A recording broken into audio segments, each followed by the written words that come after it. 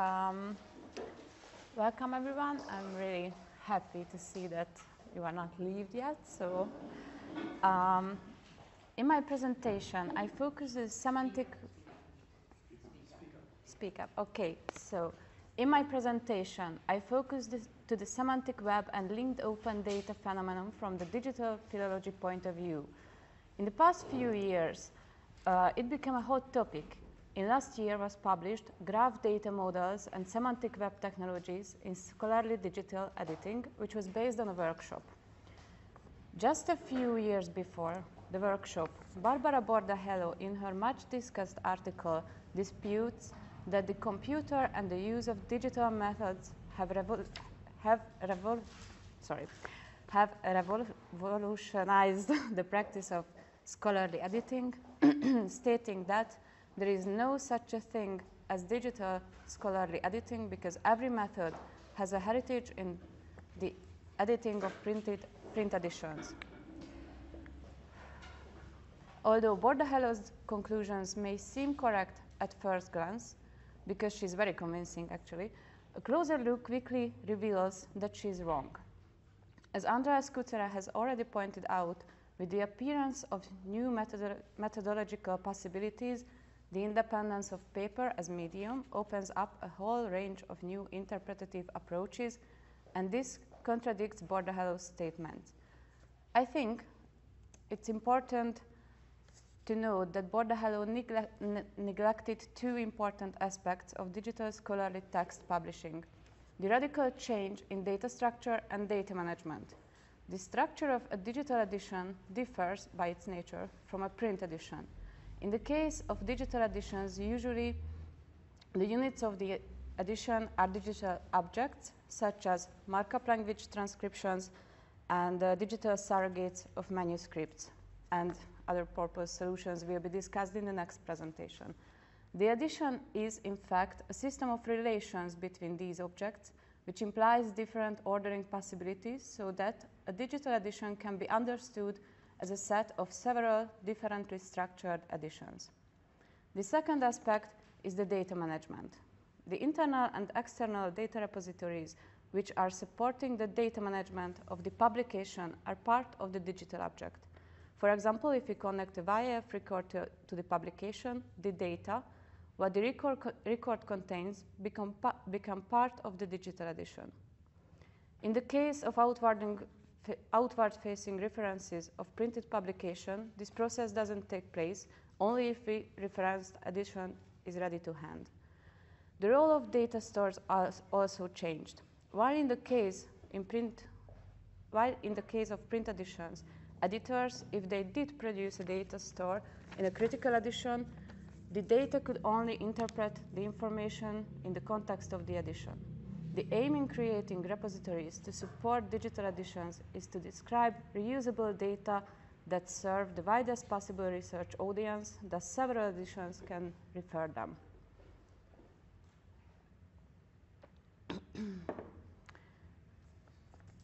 It can be seen that the purpose of the editors who create the publication and the repositories changes when collecting data, which Bordahello missed as a revolutionary innovation. In her insight is understandable because the digital editions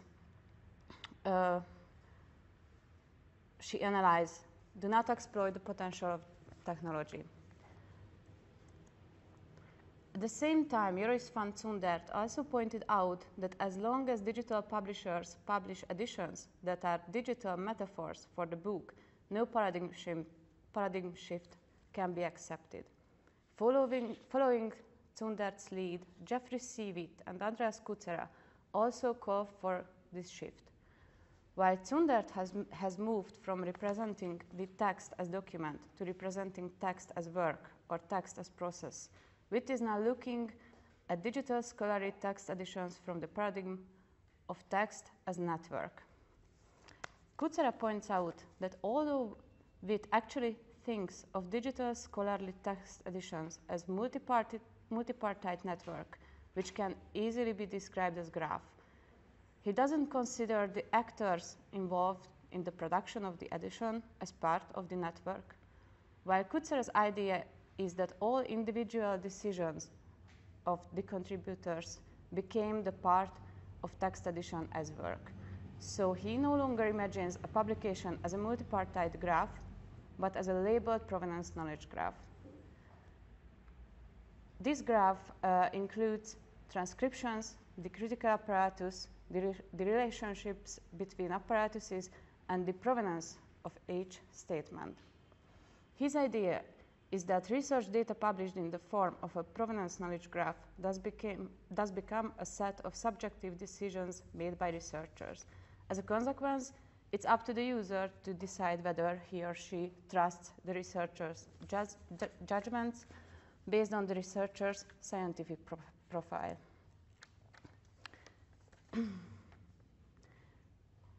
His ideas on the provenance knowledge graph were developed in the DARIAH project, but the edition is currently unavailable, so we can only rely on the paper he authored.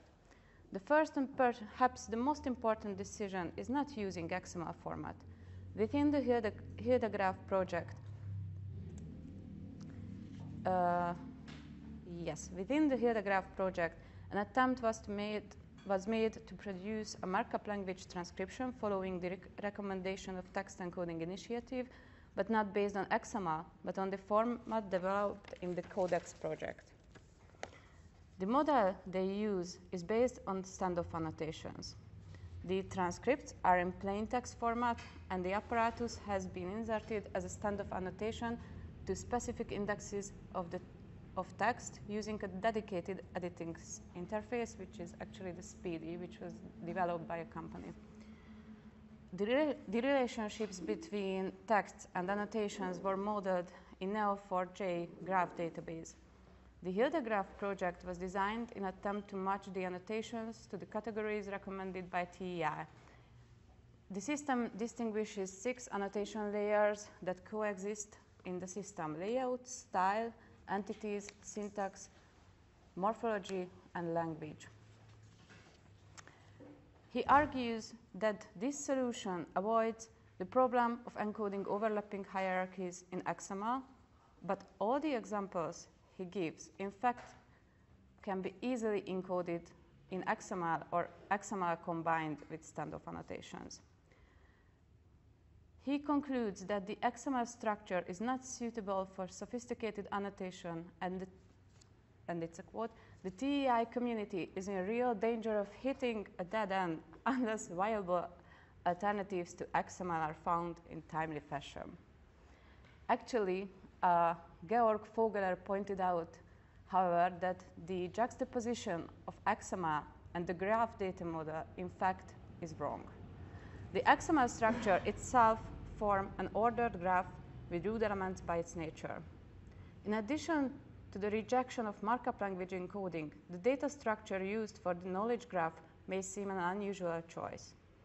The DARIAH project used a so-called label property graph rather than the standard RDF resource description framework, which is a data exchange format which is common in the semantic web and linked open data. I would like to briefly summarize the data structure.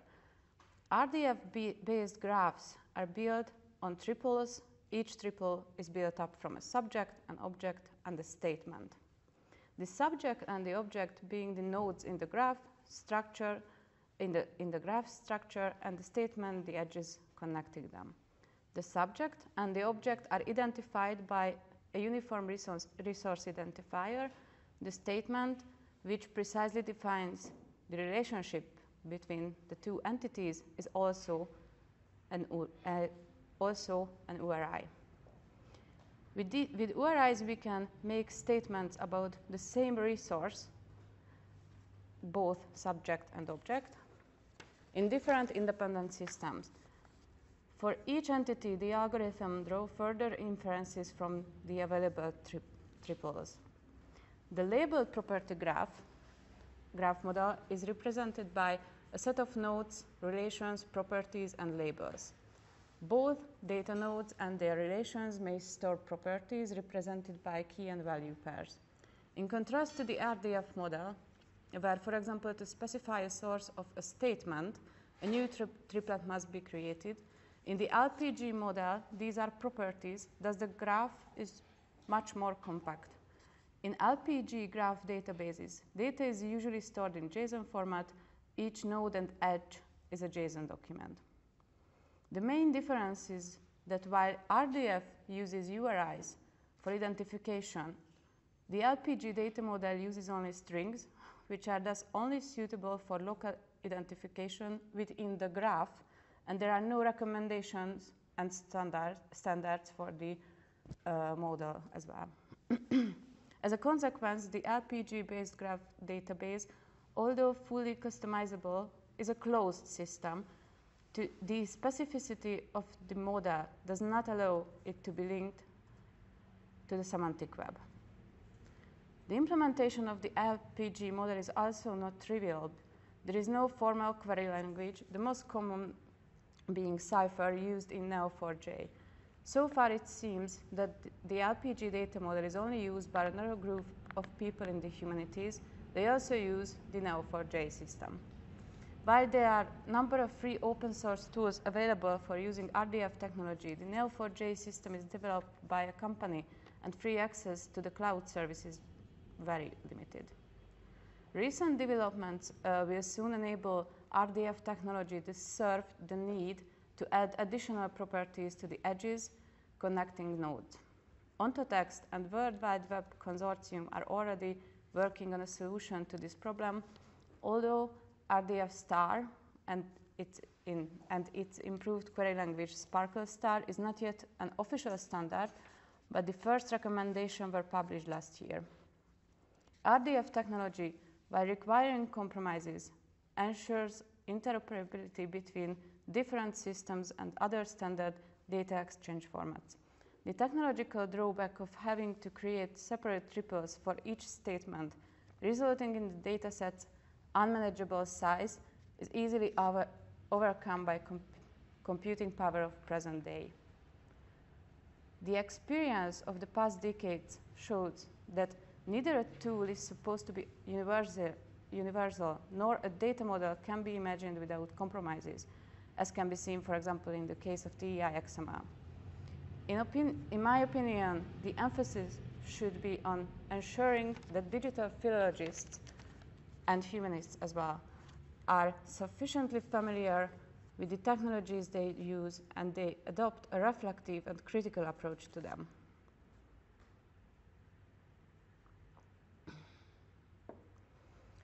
As James Cummings pointed out a few years ago, as for the TEI recommendation, which was originally developed for SGML, if a new markup language that meets the basic conditions for long-term preservation, for example, like expressiveness, validation, integration, and mass adoption, is developed, it will be implemented in the TEI.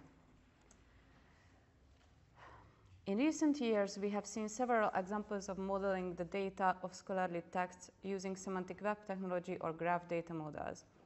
There are also examples similarly to the Hildegraph project. The TEI XML format is being replaced, but other projects have experimented with a combination of TEI and graph data models. For example, the online cultural historical research environment system uses an own XML format that contains the smallest interpretable unit of an edition, usually a single word. Their graph database system was originally designed to describe archaeological data, so in addition to having predefined statement and item types, it allows researchers to define their own categories. This approach is also reflected in their later service for creating and publishing digital text editions, and they also provide TEI export facility. Also, in a recent research, an attempt is made to model the critical apparatus in a graph database corresponding to the semantics of TEI, but in RDF. Their ontology, the critical annotation ontology, conforms to the web annotation standard, and they have also implemented a part of FRBR model. The idea is that standoff annotations point to the identifiers of a specific TEI element. This method has several advantages. For example, it can solve the problem of annotating phenomena such as transpositions without having to deal with the indexes of the plain text, which is, I think, the main problem with this kind of annotations. And actually, it's pretty difficult to encode these phenomena in TEI. These experiments, while having many advantages, don't reflect the needs of wider research community and users. In many cases, the relationship between graph and the visualization and the search options are just not documented and clear, or not even developed yet. The creation of such additions and reading of such additions requires a high level of IT expertise, which may discourage many researchers from using them. By developing custom data structures and markup systems, these projects increase mistrust of digital additions.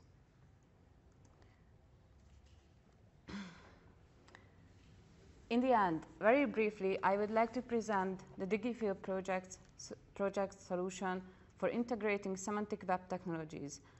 Unfortunately, I don't have enough time to present, but the system can also handle standoff annotations where they needed. DigiFil project has a wide range of activities. Digitization and data enrichment of critical additions which were published in printed format, assisting research teams which are producing born digital publications and providing a publication platform for them, metadata aggregation because DigiFil is a thematic aggregator of Europeana, and database development for primary and secondary bibliographical data, literary research, and heritages, and so on. In DigiFil, although we have had to face many different philological phenomena, we still consider the TEI XML-based transcription are the best solution. It's not perfect, but there is no better choice at the moment. Still, it's human readable, easy to archive and visualize, we can say. As in the previous section was mentioned, DigiFil has developed a framework for both digitization and the production of born digital editions, which can be used in the Oxygen XML editor software, and it produces TEI XML files according to the DigiFil's own specification without encoding XML. Over the past 10 years, it has become clear that the TEI header is not suitable for sophisticated data management. So we first tried a library system, which was presented, Kata just briefly mentioned yesterday. We hope that we could develop a data structure that would support critical additions as well as other research projects, but library standards are not very flexible. As the project grew and evolved, there were more and more different data types to manage. Last year, we started to renew the whole DigiFil infrastructure. The migration is not yet complete. We replaced our repository software, visualization software, and our library database. Itidata, which was presented yesterday, can now not only handle data closely related to the critical additions, but has become a knowledge space that can serve the needs of many research projects across the country and beyond. To do this, we needed a system where we could develop our own data structure. It's Wikibase, if someone didn't hear Kata yesterday. Develop our own data structure whose elements we could easily link to published namespaces and ontologies. Kata has already talked about some of the data that will soon be loaded into the system. I would highlight that the system will also accommodate data previously described in various SQL databases, such as the databases of the Baroque Literature and Spirituality Research Group, but also the construction of the Narratological Encyclopedia, which is being prepared at our institute, and the construction of an avant-garde network are being started. All the metadata, works, manuscripts, bibliography, person and place names of critical editions published on Digifil will also be included in this system, with TEI files simply referencing to the entities. This allows TEI to retain its original role as a sophisticated markup language transcription of the critical apparatus, while the data is placed in a convenient, searchable, and flexibly configurable system. And, oh, yeah, sorry, that was my last slide. And thank you for your attention.